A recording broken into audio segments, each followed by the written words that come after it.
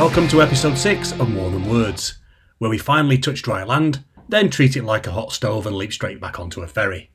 This week, Italian POWs building chapels from corned beef tins, children dressed as horses ploughing beaches, and a tomb containing 16,000 human bones that somehow got named after the birds.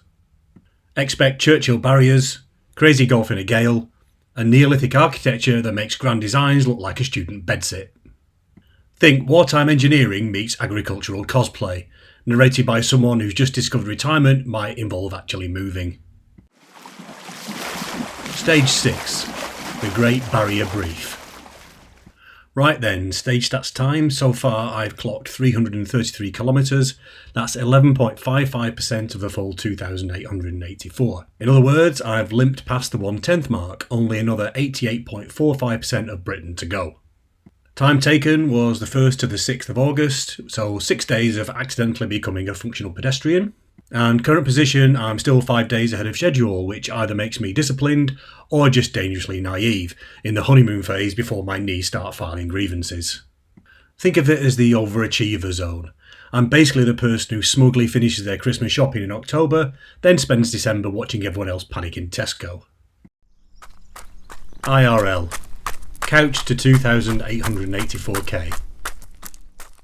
So it turns out exercising is a lot easier when you're not cramming it between team calls and pivot tables, racing daylight, or trying to squeeze movement into the final 3 hours of me time. I'm still really early into both this distance challenge and retirement itself, but the first few weeks have made one thing abundantly clear. Flexibility helps. A lot. That said, the picture's more nuanced for people in general. Some studies suggest that in the early stages of retirement, physical activity actually increases, likely thanks to newfound freedom and fewer work-related excuses. One large European cohort study found that retirement was associated with a rise in recreational activity, particularly among men and those leaving physically demanding jobs. But it's not all couch to 5k and Pilates in the conservatory. The same research noted a drop in overall physical activity for some, especially those whose jobs involved a lot of incidental activity. Goodbye forklift, hello reclining chair. If you spent 40 years hauling pallets or being chased by year 9s across a playground, retirement might mean swapping all that motion for more sedentary pursuits, like choosing between 2 armchairs or scrolling the Daily Mail app while muttering "typical" every 5 minutes. There's also the novelty effect. Another study found a spike in activity during the early months of retirement, followed by a slow decline. The fitness equivalent of buying a NutriBullet and then using it exclusively to pulverise biscuits. Long-term change, it seems, depends on whether retirees consciously adopt new routines or just slowly morph into sentient scattercushions. All of which feels eerily familiar. I appear to be in the honeymoon phase of post-retirement exercise, and if the research is anything to go by, there's a very real chance I'll eventually slow down and reach for the chocolate hobnobs and the biscuit blender. I guess we'll see. Virtual Insanity Stage 6. Shapinsay to Flotter. Right, virtual journey time then. Good news first, we hit dry land early in this stage, which means we can finally ramble through, and ramble on, about the places our virtual route takes us, rather than peering through imaginary binoculars from the deck of the virtual Lerwick to Kirkwall ferry we appear to have been marooned on since the Bronze Age. Dry land is of course doing some heroic work here. If we'd limited ourselves to places that weren't damp, the first 6 stages would have simply read, "This space intentionally left blank." Now the bad news. Because this stage winds through the Orkneys, we naturally end up on yet another ferry by the end. The one that will finally take us to the Scottish mainland in stage 7. Progress, but with a side of seasickness. Stage 6 sees us reach Orkney mainland at last, but not before a scenic detour through some of the archipelago's more intriguing smaller islands. We hop from Shapinsay's prehistoric mysteries to the Italian-built Churchill barriers, engineering marvels with a wartime backstory, and past landmarks with names ranging from the alarmingly violent, Castle Bloody, to the reassuringly mundane, Work. From ancient souterrains to POW chapels to traditional ploughing competitions. This leg feels like a pub crawl organised by a history teacher with a soft spot for Neolithic architecture, reinforced concrete and puffins. We know what you did last solstice. We begin our approach to Orkney mainland by skirting Shapinsay, the 8th largest island in the archipelago, and one of the few places where you can legitimately claim to have visited Castle Bloody without being a cast member in a 1970s Hammer horror film. Castle Bloody's origins are suitably vague. It's believed to be an Iron Age souterrain, essentially a storage facility, built around 2,000 years ago. Disappointingly for fans of medieval carnage, the name has nothing to do with actual bloodshed and everything to do with the kind of archaeological classification that makes watching paint dry feel like extreme sports. A souterrain is basically a prehistoric IKEA warehouse, just with more spiritual undertones and significantly fewer Allen keys. On the starboard side of the good ship Orcadian, we next glimpse Sandgarth, so understated you could drive through it thinking it was just a particularly scenic sheep pen. Slightly more assertive is Moor Stein, a 10-foot tall Neolithic standing stone, uncarved, unadorned, an Orkney's answer to minimalist architecture. About a century ago, the top broke off, and while weather and erosion are the obvious culprits, folklore insists it was the result of a spat between giants hurling monoliths at each other in fits of prehistoric pique.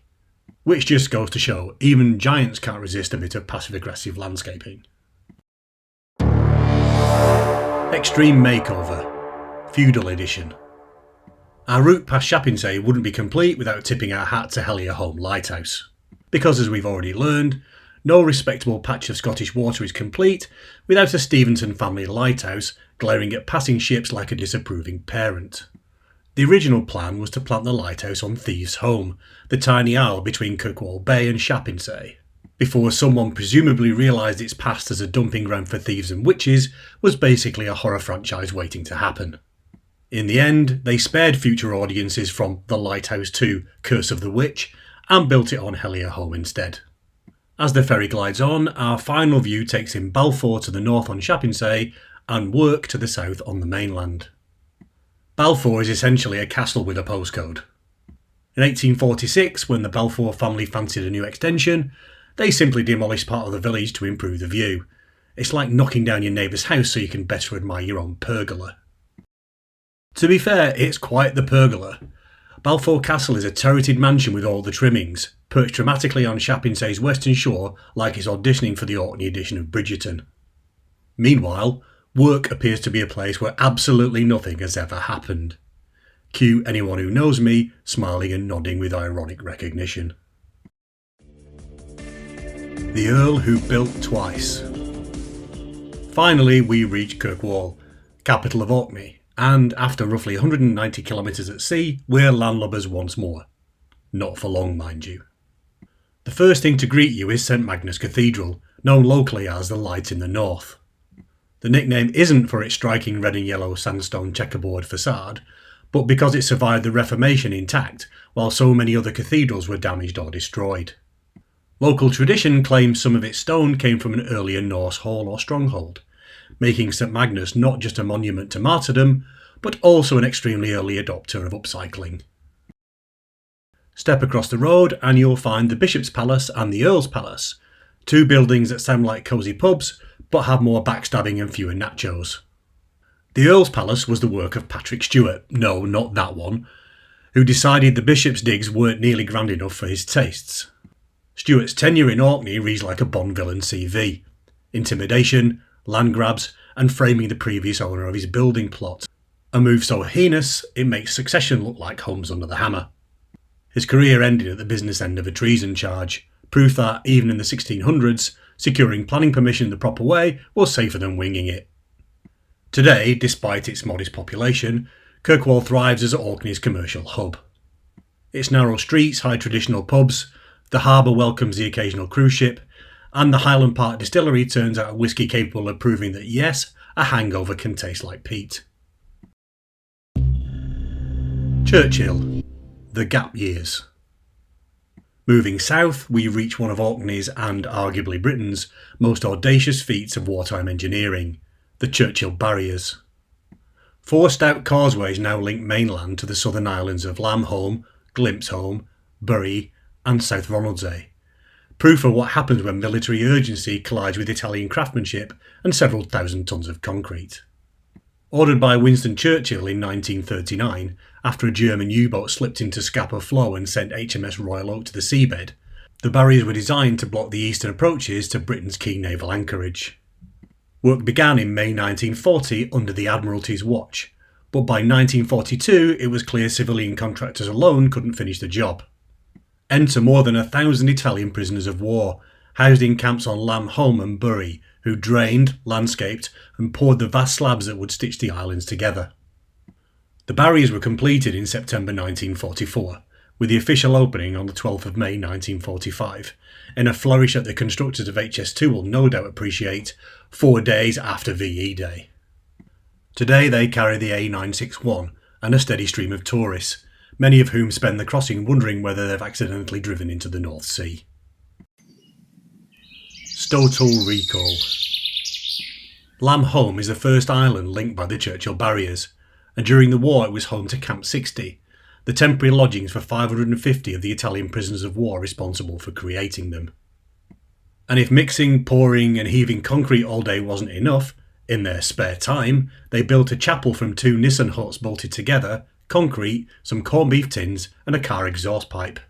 The result is truly remarkable. Faux marble walls, stained glass windows, wrought iron screens and painted ceiling frescoes.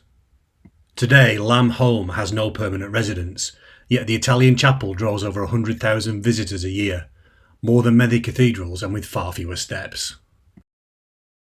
Between barriers number 2 and number 3 lies Glimpse Home, which is pretty accurate given its blink and you'll miss its size and history.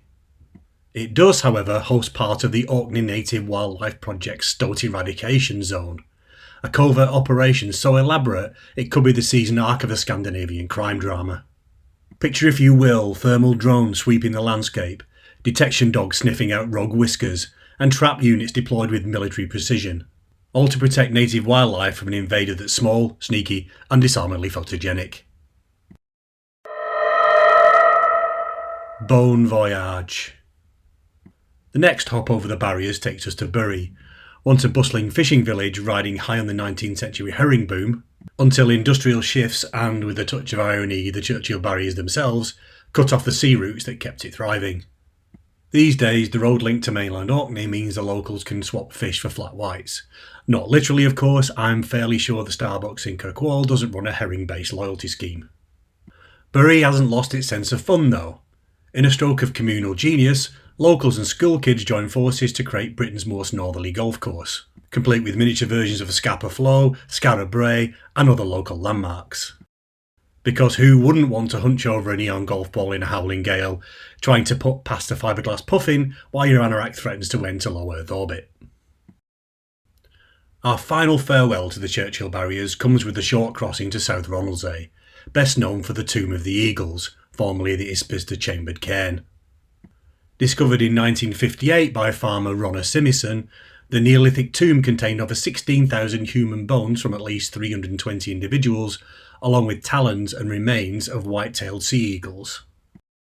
Which does raise the question, Tomb of the Eagles, not Tomb of the several hundred Neolithic humans and a handful of birds? Still, thanks to a recent lottery grant, it's set to reopen to visitors. I'll be honest, if it's a choice between standing in a stone chamber full of ancient bones, or trying to sink a putt past a fiberglass puffin in a 50-mile-per-hour crosswind, I know which one makes a better pub story afterwards. Harnessing tradition. We only have a very brief flirtation with South Ronaldsay before our route dives straight into St Margaret's Hope, where we catch the ferry to mainland Scotland. Like most Orcadian villages, the Hope, as Instagrammers probably call it, and locals absolutely won't, is quiet, tranquil, and has a festival where children dress as horses and have sand ploughing competitions. Yes, every August for the past couple of centuries, the South Ronaldsay's Boys Ploughing Match and Festival of the Horse transforms the beach into one of Britain's quirkiest rural spectacles. Young lads manoeuvre meticulously crafted miniature ploughs across a 4-foot square patch of sand and are judged on neatness, consistency and technique. Meanwhile, girls don elaborate costumes to mimic Clydesdale horses, collars, hooves and coronets, some of which are treasured family heirlooms, updated and passed down through generations. It's perhaps the only place where dressing your daughter as livestock and sending your son to plough a beach won't get you cancelled. In fact, it might earn you silverware. A quick fact check later, by the way, and it turns out the locals do call it the Hope. They say it's the hope that kills you. In Orkney, it just leaves you with windburn and a second place rosette in the under-12s ploughing match. Crude awakening. We're only on the ferry briefly before the end of this stage, skimming south of Flotter, which slides into view off the starboard side soon after we leave St Margaret's Hope. For centuries, Flotter quietly kept to itself, a small crofting community of around 400, until history barged in with world wars and later oil pipelines. During both world wars, it became a strategic naval base, hosting thousands of troops. At one point, a boxing match here drew a staggering 10,000 spectators, not bad for an island you can walk across in an afternoon. The upheaval didn't stop there. In 1974, Occidental Petroleum began building the Flotter Oil Terminal, a 385-acre complex that still processes crude from the Piper, Claymore and Golden Eagle fields. Yet beyond the industrial sprawl, there's heathland, seal colonies and sweeping views across Scapa Flow. On a lucky day, you might even spot an orca, right before David Attenborough's voice on your head says, "And now the hunt begins." True story, I once watched an orca surface, leap and vanish again right outside my restaurant window while Mrs W and I were having lunch on a cruise through the Alaskan Inside Passage. It was both magnificent and unforgettable, though I couldn't quite shake the feeling that it was eyeing my fish and chips. And that's it for Stage 6. See you back here soon, shipshape for Stage 7, where we escape the ferry cycle, hit actual Scottish mainland and discover whether dry land is all it's cracked up to be. Until then, stay active, track your steps, and whatever you do, don't dress your daughter as a Clydesdale without checking local bylaws first. This has been More Than Words. Thanks for listening.